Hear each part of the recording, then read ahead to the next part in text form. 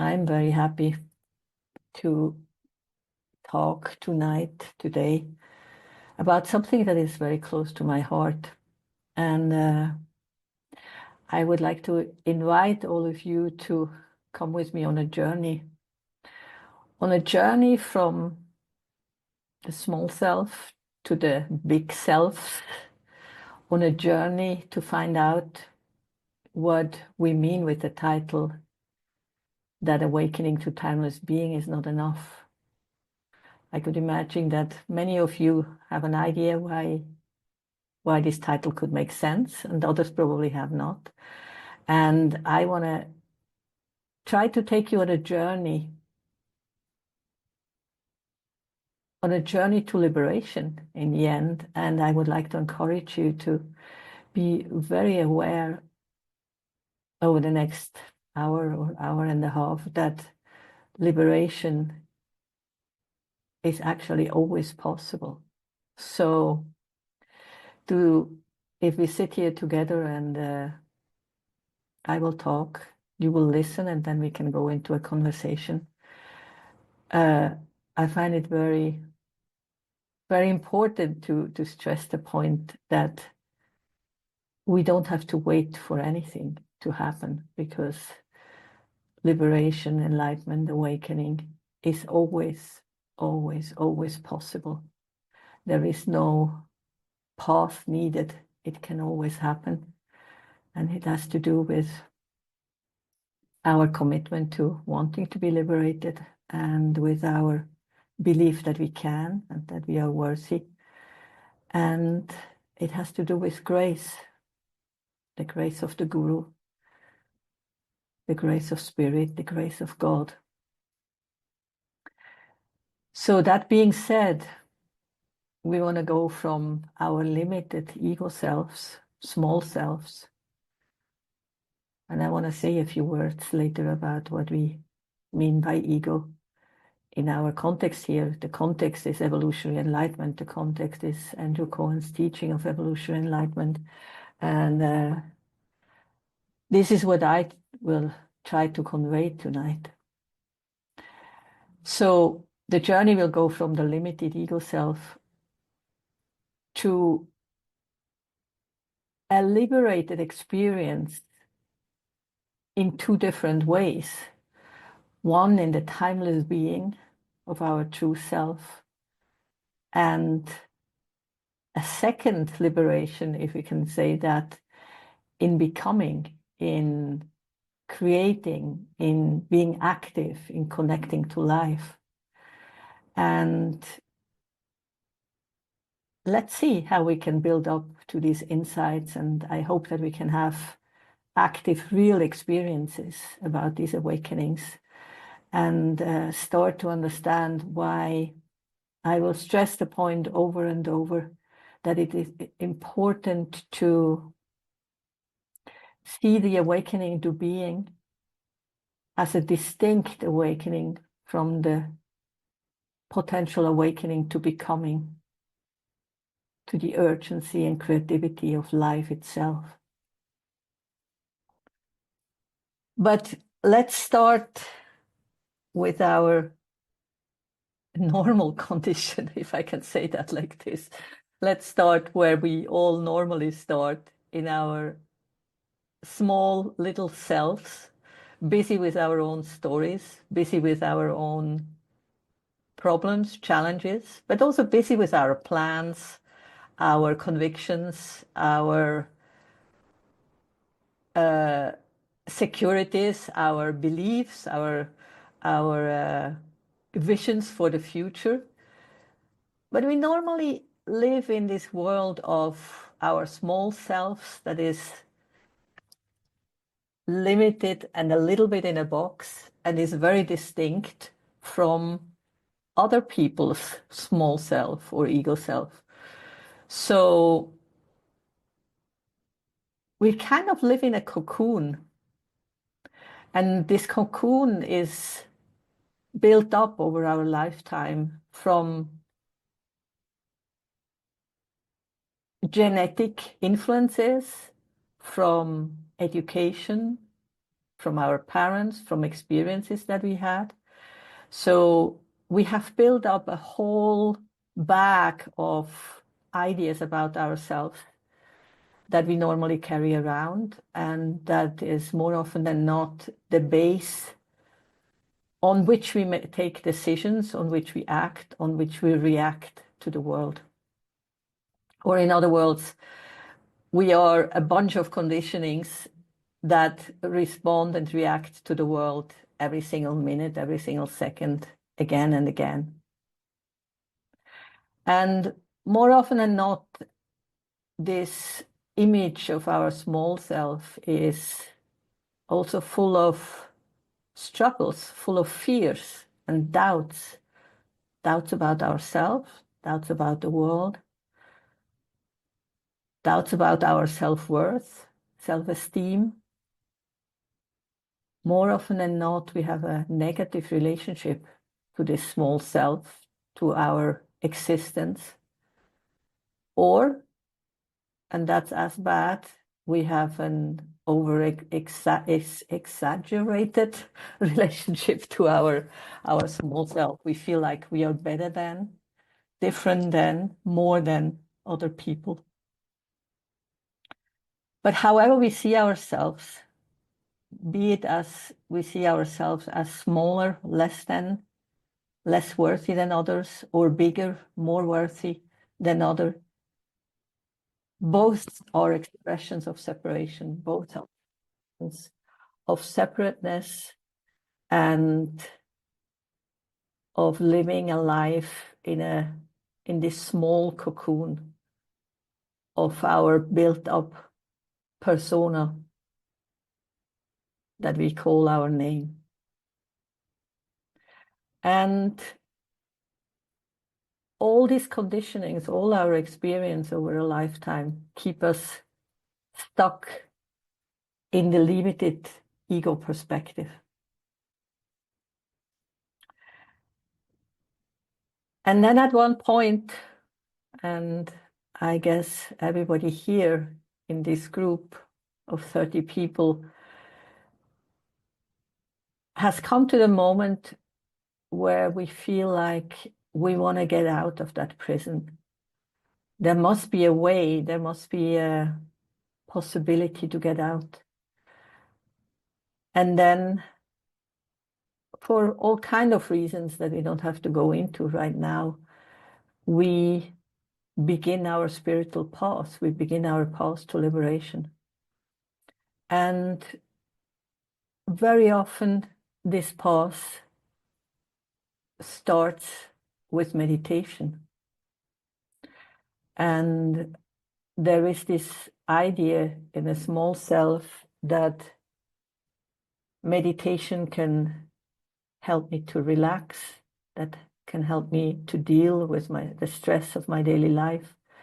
Meditation can relieve me from the burden of some of my existence. And that's all true.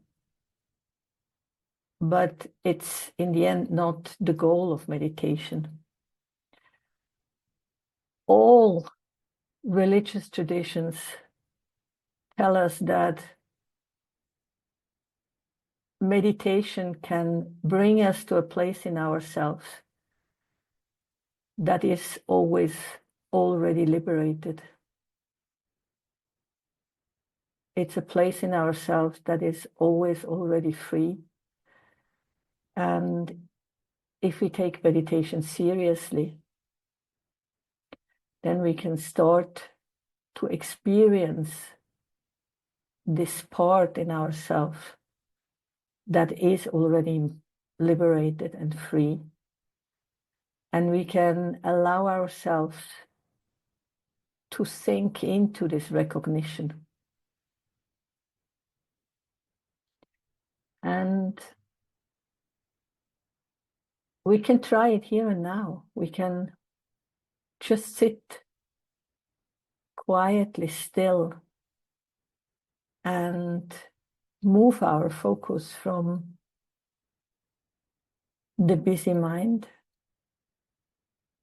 that is commenting or thinking or planning tomorrow or thinking about yesterday, we can move our attention from that place, that the busy mind, to the background of that busy mind, and try it out. You can actually refocus in a blink of an eye and have your attention on the background of your awareness, on the background of your mind, where all the thoughts and experiences and feelings seem to come from, where they arise in.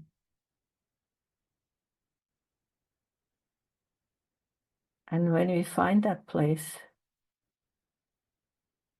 when we focus on that background, the in-between place, and have no relationship to the content of consciousness, then we get in touch with this place inside of us and everywhere, where we realize that this is our true self. There it is, our already liberated self, and it rests in timeless being, in timeless, infinite being. And all the problems are gone. There is nothing that needs to change. There is nothing that needs to be addressed. There is just peace and silence. Nothing has ever happened, and nothing will happen, because this is the ground of our being, the ground of your being and my being and all of our being. And we all touch the same ground, and we all have the same realization that this is always already the case, and there was nothing to be found, because this liberated state is always already present.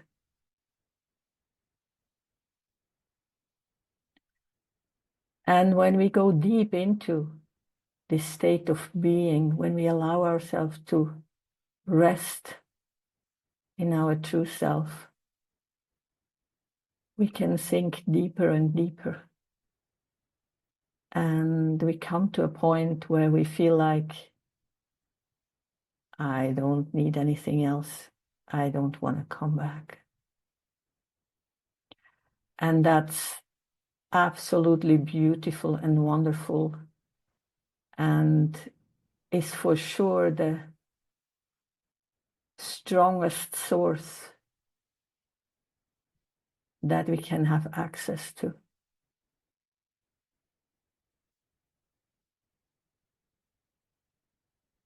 But then, and that's true for all of us here, we rise again from the meditation cushion. We come back into our normal self. Normal self is not a good expression, but you know what I mean. We come back from that peaceful state of pure being. And then it becomes very interesting, because then the question arises, how do I live my life? Having touched the truth of my true self, what does it mean for living my life? What does it mean to live from that source, from that experience of timeless being where everything is always already complete and perfect. And more often than not, the spiritual path then unfolds in a way that we, through this kind of experiences, become much more conscious about our ego selves, about our small selves, and we get curious about self-development, about improving the way we live our lives, improving the ways we relate to our own small selves, but also the ways we relate to the world. And that's where many of us choose to work on their self-development. And we do shadow work, we do trauma work, and we work on the different lines of development. When I say lines of development, that's an expression from Ken Wilber in integral theory. Lines of development are different intelligences that we want to develop, like emotional intelligence, rational intelligence, spiritual intelligence, artistic, intellectual, logical, musical, kinesthetic intelligences. And on the spiritual path and on the path of our own development, we want to become more and more conscious of all of these different lines. And we want to ask ourselves the question, where do I stand with my emotional line, with my emotional intelligence? How is it with my intellectual capabilities, my musical abilities? And we start to work on these different intelligences and we start to grow. And that's absolutely beautiful and important. And in Andrew's teaching, we would call this positive ego development. When we become more and more conscious and we want to live a more and more conscious life, we feel compelled to work on ourselves in many different ways. And doing so, we develop a healthy, self-confident, integrated, beautiful, positive ego. And positive ego we need to be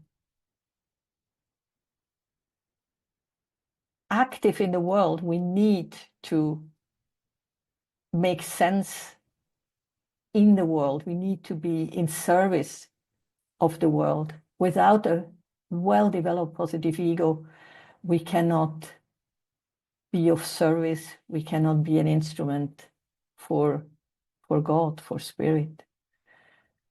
And so that's a wonderful thing. But then all this development, this ego development or small self development, improves our relationships. It improves our emotional maturity, our psychological health. It literally makes us better human being. And that's a great goal in itself. And everybody who does that can be very happy with him and herself. And yeah, that could be it. But now I want to make the point that this whole talk is about becoming a better human is not the same as becoming a liberated human being.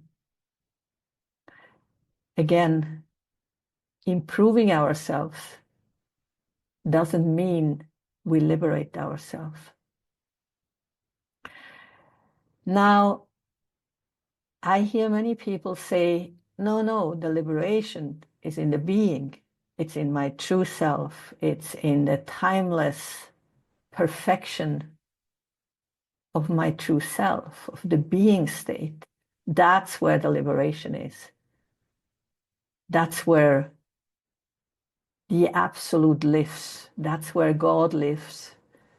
And as long as I can get in touch again and again with that absolute dimension of reality, that deep being that I can find in deep meditation, that is my liberation. And that is what we mean by enlightenment, by awakening, by liberation. And I think when we think like this, we are missing a very big and important point.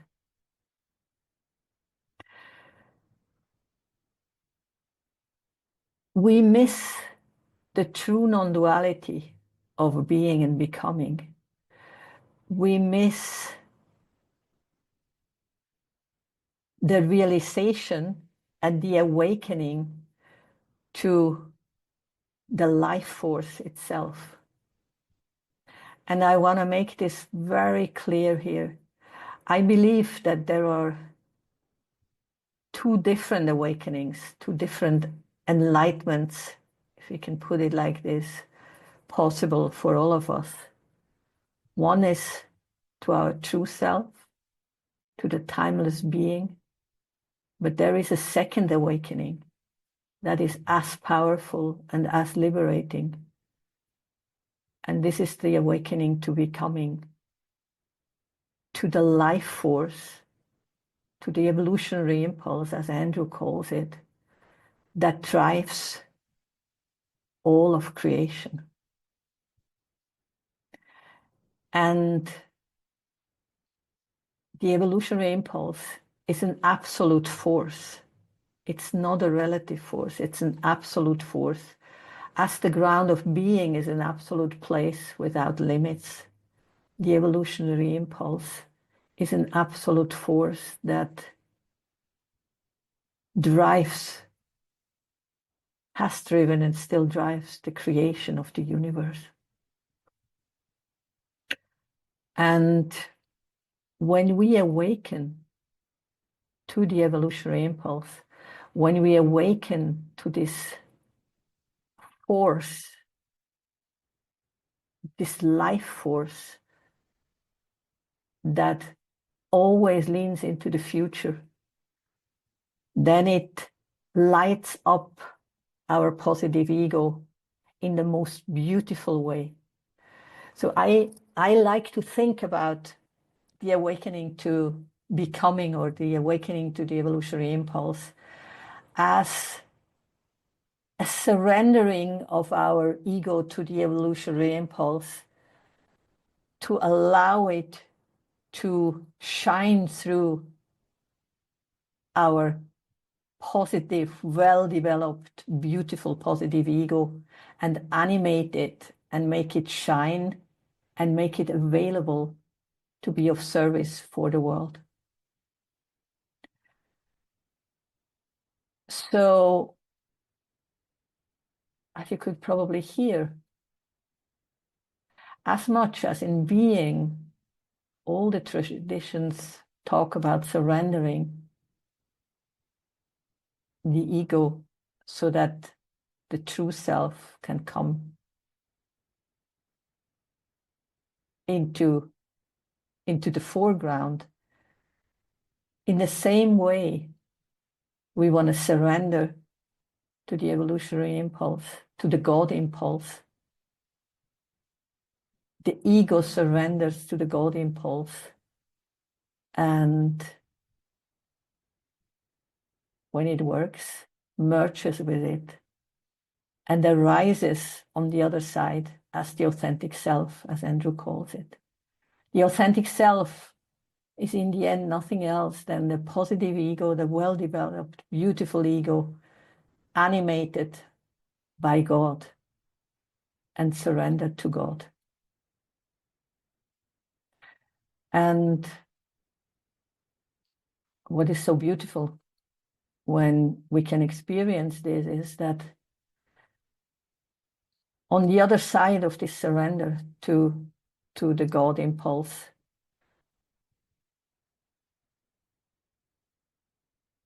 we find that all the ego's fears of surrendering to a higher power and losing its control have vanished, disappear, and we come out on the other side strengthened and confident, and all of our beautifully developed lines of intelligence are still there. But there is one big difference. Everything is now in service for the world, in service to the world, to other people, to the higher good. And therefore, what I'm describing here is a shift of a focus on our small selves, wishes, desires, and visions and plans and concerns to a much higher cause, where we surrender ourselves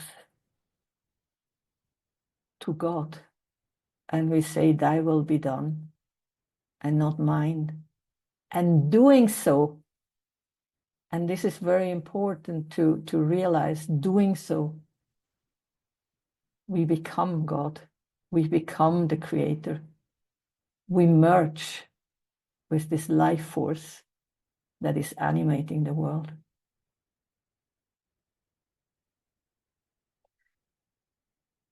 And as we realize in meditation that I am that, in deep meditation, when being is very present, we have this deep insight of, yes, this is who I am that. And the same I am that is arising in us when we awaken to becoming, when we awaken to the evolutionary impulse. And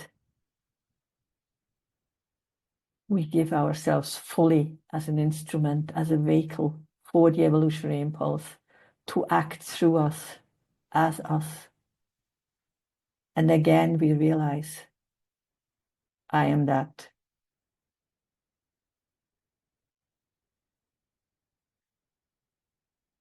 And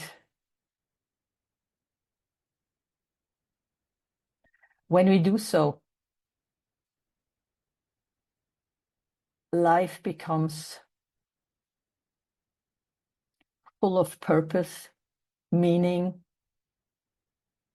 and we also realize what a truly non-dual relationship to life means. Because in the end, while I make this distinction here in my talk about the awakening to being and the awakening to becoming, but in the end, it's all one. It's all one realization.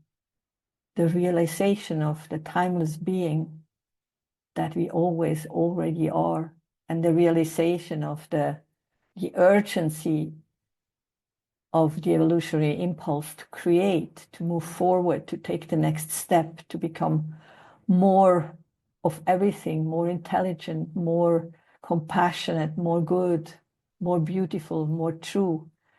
All of this is one single position in when we truly awaken to both dimensions, the being and the becoming dimension, and stop to make the separation between the small self and the big self, between the relative and absolute, and just embrace all of reality in one single, non-dual embrace.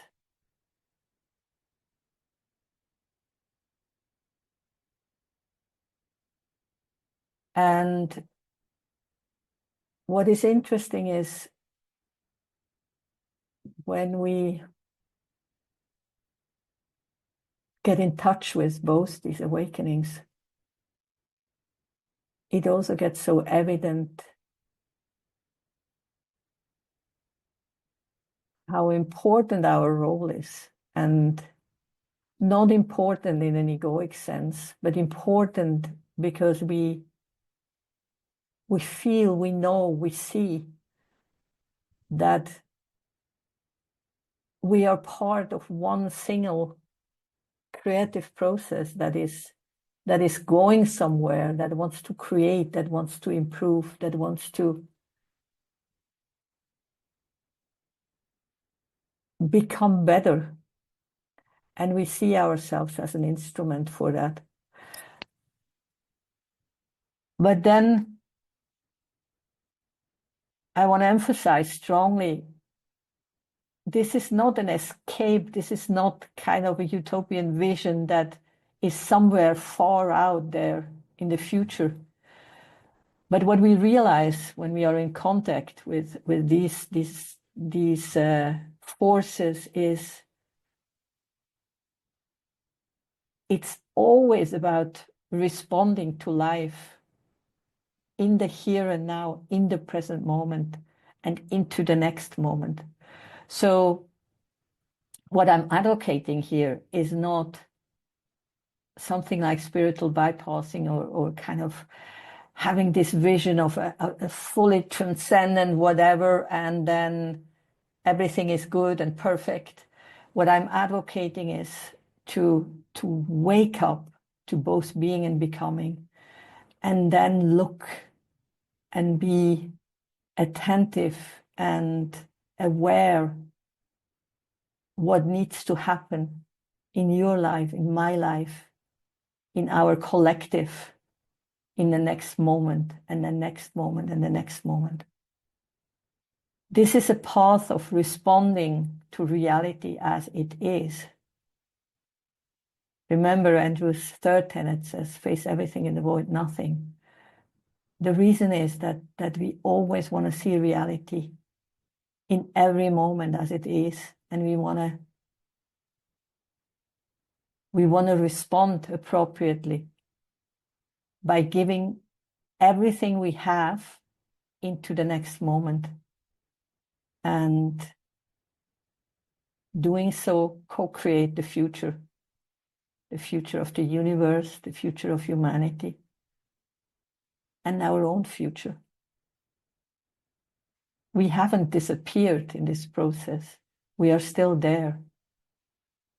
We are still here as distinct entities who know that we are something bigger and that we want to give ourselves to a bigger cause, because this is what we do, because this is our true nature, because this is the purpose of our life.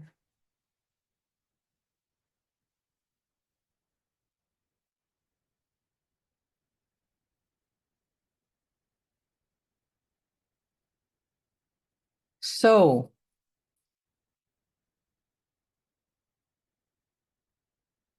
to wrap this up a little bit, there are three important things that I want to emphasize again. When we speak about awakening, let's embrace the awakening to being and the awakening to becoming as two distinct forms of awakening. Because true liberation in this world only happens if we can awaken to the becoming part too. Because with being awakening alone, there is something important missing that God wants to express in this world. And there is something important missing for our own purpose and meaning to shine in this world and to be of service to the world. And secondly, I want to come back what I said at the beginning. I'm not diminishing the importance of ego development. In contrary, I want to emphasize the importance of positive ego development, because the awakening to the evolutionary impulse needs us to be in good shape. The evolutionary impulse doesn't come with any moral or ethical compass. We have to develop the morals and ethics for this relative world. And the evolutionary impulse is driving the process forward and is animating it and is shining a light on everything. But our own positive ego development is essential to be a worthy carrier of the evolutionary impulse, or a worthy person to be animated by the evolutionary impulse. And I want to add something here in the context of ego development. I think there are 2 points or 2 places for ego development that make sense. One is that it's very important to do ego development before the awakening, and in the better shape we are in when we wake up, the better it is for being able to integrate the awakening in the most productive, beautiful way. But, and that's a very important point, we don't have to be perfect to wake up. So I'm not saying let's do ego development work first so that we are ready to wake up. That's, I think, not how it works. Let's be in good shape and let's wake up, because once we wake up, we are actually in much better position to see more clearly where work needs to be done and where we need to do more ego development, where we see more shadow, where there is more darkness that wants to be shed light on. So again, we want to wake up. We want to wake up to being, and we want to wake up to becoming. And then we want to look again. What more is there to be done? What more do I have to develop? But even more important, what can I give the world? And once we have woken up, it becomes very clear that our own development is only important in the context of being able to serve the world, being able to be beautiful, intelligent, purposeful contributor to improve the world.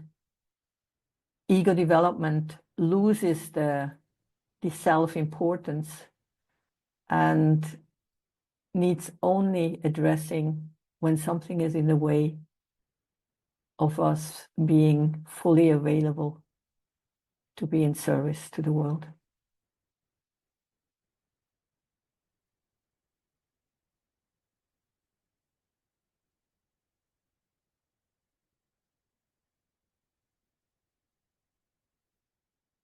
Yeah, I think I probably made the points I wanted to make, and I would love to go into a Q&A or conversation phase now.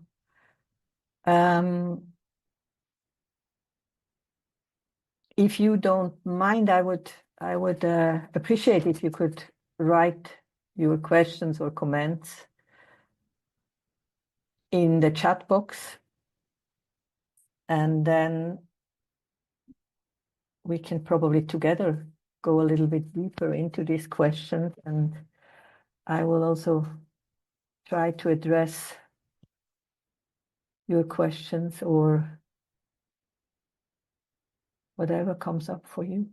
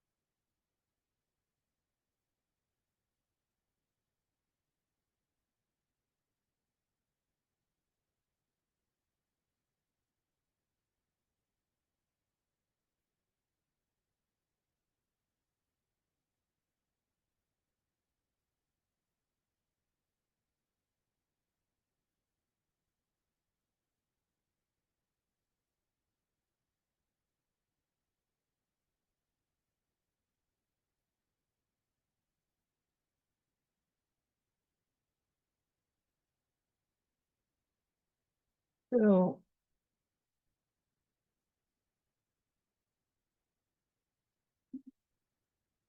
Srinivasan is asking or saying, not able to carry the tranquility of the meditation experience into challenging situations. That's a question that is often coming up when we discuss these aspects of awakening. And I would encourage you, Srinivas, I think it's not possible to always carry the tranquility of the meditation into any situation. And I think it's a misconception that we think we have to do that. If you allow yourself to enjoy the tranquility of meditation in meditation, and then in relative life, in challenging situations, be aware, be conscious what is happening, and learn to respond appropriately to these situations. I think that's the goal, and that's also what is arising when you actually wake up to the becoming, to the evolutionary impulse. It's the appropriate reaction or response to a situation is not always tranquility. I think that is a spiritual misconception that we can let go of, because there are situations that need something else than tranquility. There are situations that need fierceness or clarity or strength. And when we wake up to the evolutionary impulse, when we get the strength of the evolutionary impulse coming through us and develop our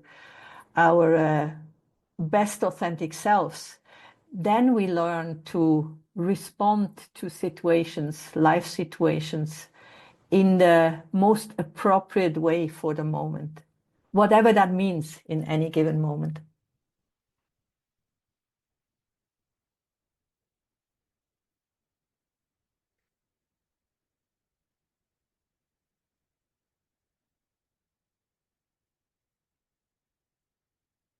Then Igor is asking, what is the role of small self in relation to creative impulse? For example, if it is going against moral principles, should small self be a censor? Yeah, again, Igor, I think Andrew always makes it very clear, and I'm convinced too, the evolutionary impulse does not have any moral principles. It's us creating the morals. And when you think about also structure stages of consciousness, for those of you who are integrally informed, moral and ethics have changed over time. And it's always us, the conscious human beings, that make the morals and ethics. So yes, the small self needs to be the censor, or in other words, we want to, therefore, it's so important to develop a positive ego that is well integrated and has high moral and ethical values, so that the evolutionary impulse can shine through a well-developed small self or ego, positive ego. Otherwise, a lot can go wrong.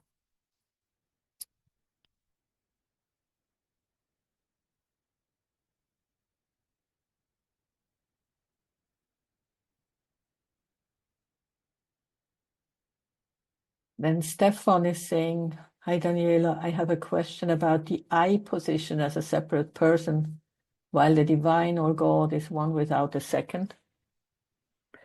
Yeah, sure, Stefan. In our best moments, in our most awake moments, in being or in becoming, when we say I, there is only one I, the I of God, the I am that. But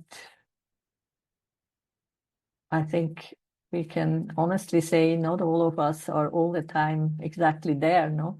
So, yeah, there is still a separate person that comes to the fore from time to time, or more often than we would like it to be. But absolutely, God is one without a second. And I would go as far as even say the God of being and the God of becoming are exactly the same one without a second. That also makes it so clear why being awakening and becoming awakening in the end are the same thing. You cannot separate them. It's the awakening to our God nature in timeless being and in urgent becoming that is one single position from a very absolute point of view.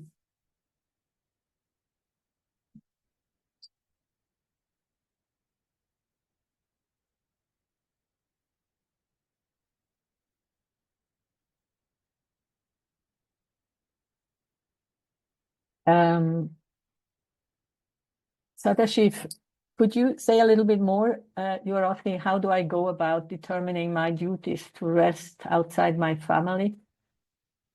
Can you say a little bit more? I'm not quite sure what you mean.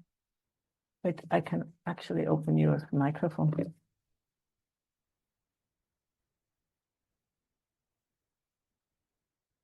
Or you can write it.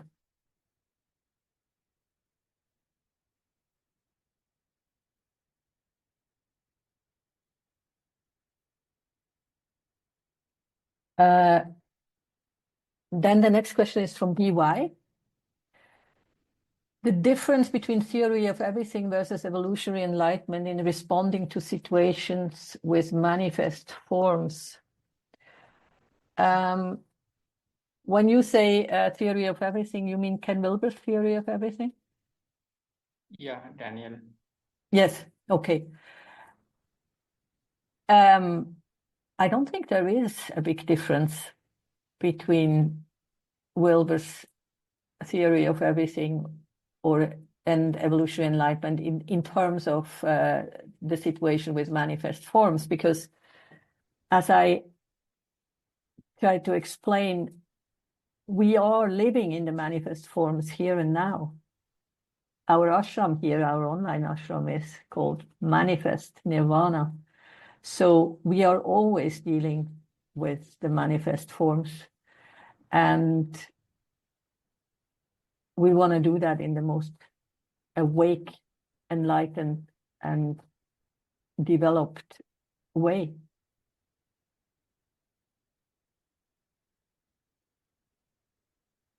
Okay. Many aspects of evolutionary enlightenment are closely connected or can be closely connected to Wilber's theory. This Wilber's theory is much bigger, and evolutionary enlightenment is more focused on the awakening part of it, the waking up, and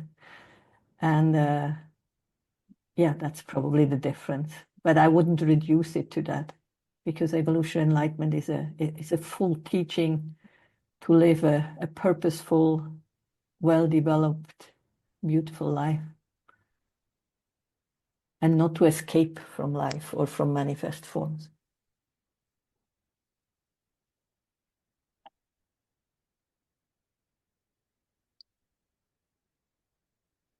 I mean, like in the today's world of cult-based approach, is there any difference between the singularity and non-duality of like a religion or a region or a space-time dimensions? That's a difficult question. I'm not sure what I mean.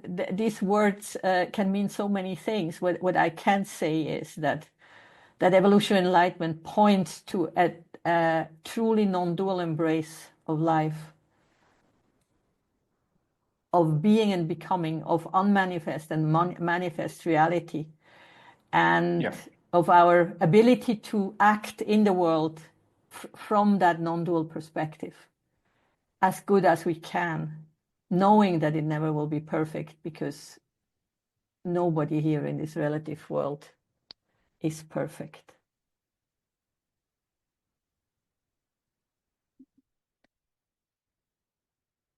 Then the next question is from Sheila.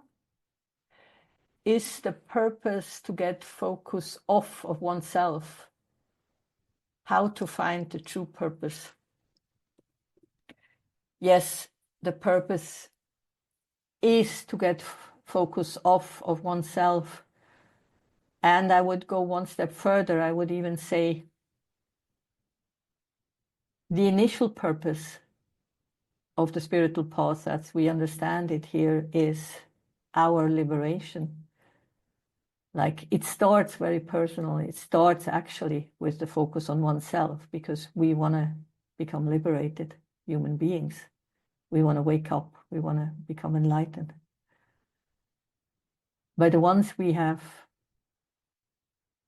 achieved a certain awakening, it's more a realization that the focus never was on ourselves, because from that perspective of the awakened mind, it's very clear that it never was about me, but it always was about the world. It always was about everybody else and the world and the service we can, how can we serve the world? So, and then we find purpose, because when we are surrendered to the evolutionary impulse, to God, and we live that surrendered life, then the purpose appears. There is no question. The thing is, the ego thinks it has to find purpose, but the purpose is already there. What we have to do is let go of the ego's ideas about purpose and meaning, and surrender ourselves to the bigger picture, and then we realize, oh, this is the purpose.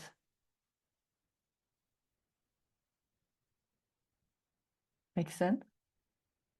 Yes and no. It's so very hard to get the focus off of oneself, right? It's It very, is. yeah. Yeah. Yeah. It is, and still it is the goal. Thank you.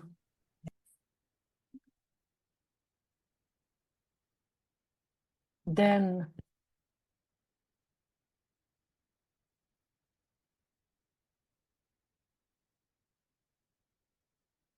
so Sadashif, I understand your question now. How do you, let me clarify that. I understand your question, and this is a very important question. How do we balance the spiritual search and the awakening and the energy that goes into these endeavors with our daily duties and family and the lives that we live. Is that right?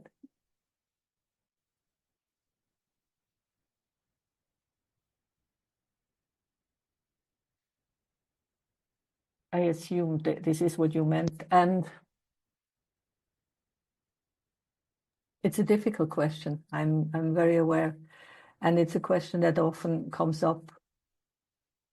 Andrew's answer is always by making the spiritual search priority. If we really want to wake up, it has to have priority in our life, whatever that means. And it can be challenging, but who said it should be easy? I think it's important to acknowledge that this path to awakening is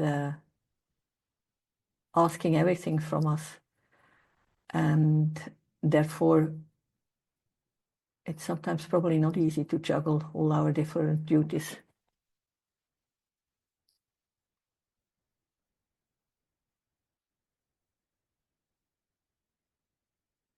Then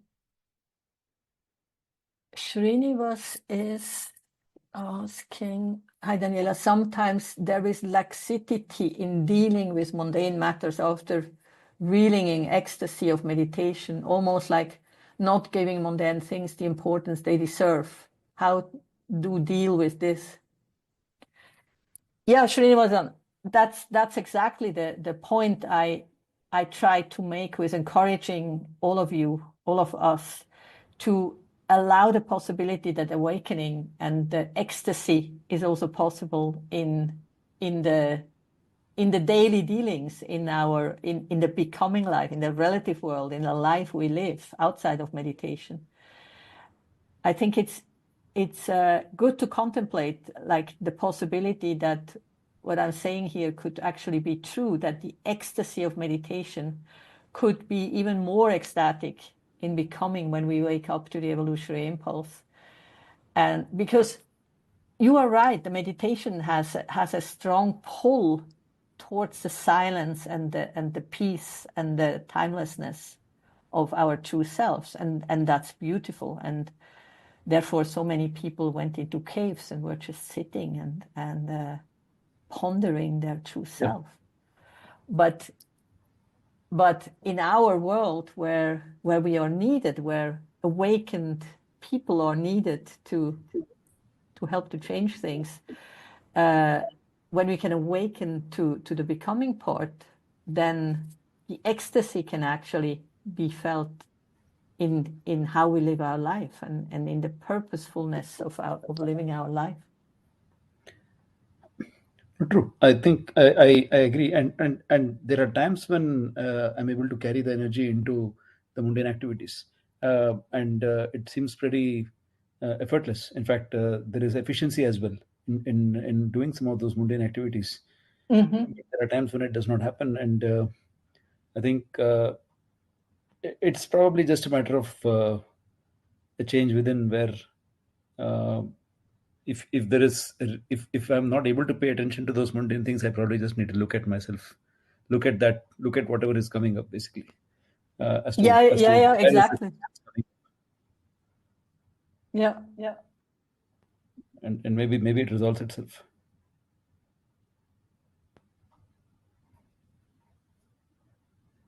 Yeah. No, that makes sense because I hear an echo. And then when we really wake up, it's also possible that some of the mundane things have to fall away, that we realize that some of the mundane things are probably too mundane and we want to let go of. So there is a whole line of effects that comes with the waking up to becoming, where we realize, oh, we probably have to change some aspects of our life to the better. Yep. Yeah, thanks for that. Yeah. Thank you. Then the next question is coming from Bill. Sorry, I have a cat that came home here. Hi, Daniela. When you talked about ego development before awakening, maybe best awakening earlier can help us where work can be done. This put me in the idea of use of psychedelic materials that can catalyze awakening. Do you think these materials can accelerate access to a surrendered life? Bill, to be very honest with you, I have no experience with psychedelics. I read and hear a lot about it, and it sounds to me that it can be very powerful and can probably help in certain situations. I have in myself, but that's just me, I have a little resistance. I feel, shall I be very honest with you? I almost feel like it's a little cheating. You know what I mean? Yes, I have felt that myself. Yeah. But I have done some work with that. It's been actually pretty positive. But I have that same sense you have too sometimes. And when I've been going through sort of a difficult period, and just know I'm coming up against some ego kind of stuff. And I'm wondering if I've bypassed or, but, it's becoming pretty clear to me about some things I need to work on, positive ego kind of development. Yeah. The thing is, what I find very important, Bill, in all of this is that we don't get stuck in the ego development. I feel like, especially today, there is so much emphasis on ego development and trauma and shadow work, and so little emphasis on the waking up aspect that is actually the liberation, where there is a shift that is incomparable to the shift that we can have with ego development. And I just encourage people to not get lost in it. We have to look at what we need to look at, and then that's it. It's okay. And then we can refocus on either the awakening, or once we awaken, on see where our purpose is, what our task is to give to the world. Yeah. Thank you. Yeah. Thank you. Then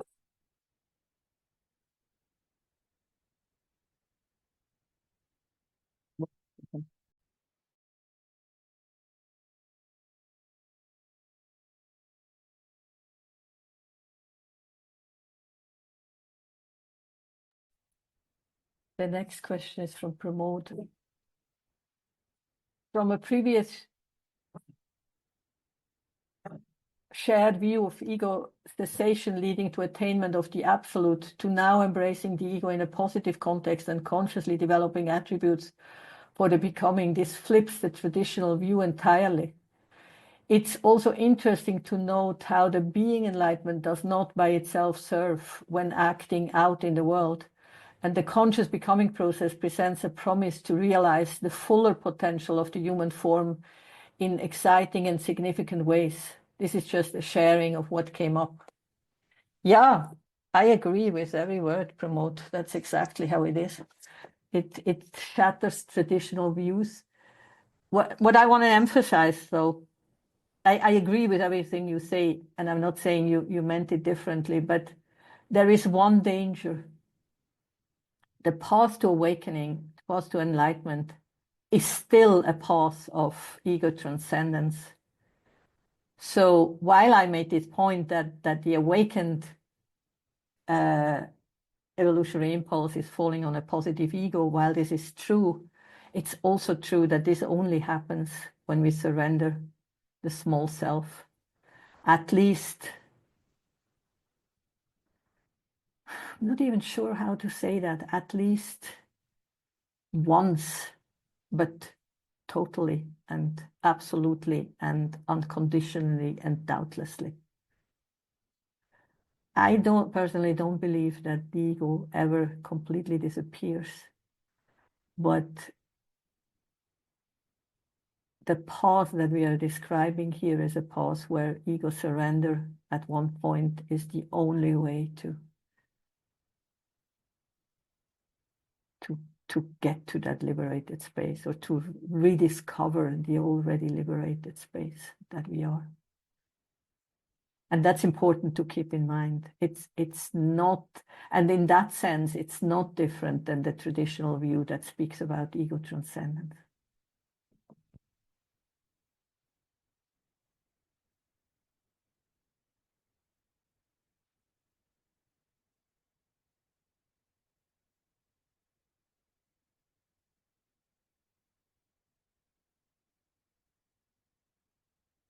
Then Banu is asking why Andrew Cohen lost his position in the top 100 of the Watkins list.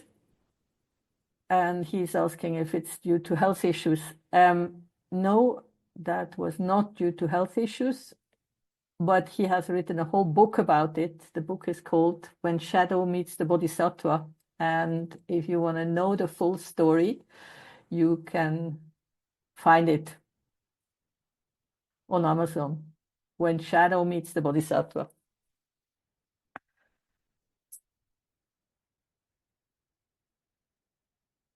I think there was one more question. Yep, Igor, one more question. Are there any other options for deciding to express a creative impulse other than morality? I'm not totally sure I understand the question, but I try. I think once we awaken to the evolutionary impulse, everything that we express is animated by the evolutionary impulse. Like, you probably heard Andrew explain that the evolutionary impulse expresses itself also on 3 different levels, as the sexual impulse that drives procreation, and then as the creative impulse that you can see in very creative people, in painters, in musicians, in jazz musicians, even in people who do sports, like, and describe flow states. It's the impulse that drives life forward. And then what we are talking here, when we talk about awakening, it's the awakening on the highest level. Is the evolutionary impulse that has the urge to become more conscious. And when we talk about awakening to the evolutionary impulse here, we talk about the 3rd level of the evolutionary impulse that awakes in ourselves the urge to become more conscious, and with that to become better human beings, to express ourselves in a different way in the world, and to serve the world.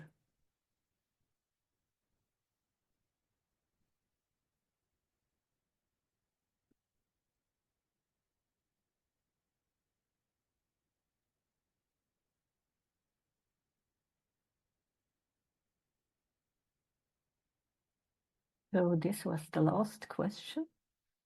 That was interesting.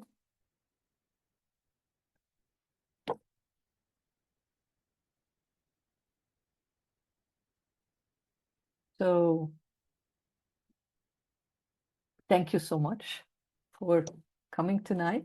It was a real pleasure to do this, and I wish you a wonderful evening, day,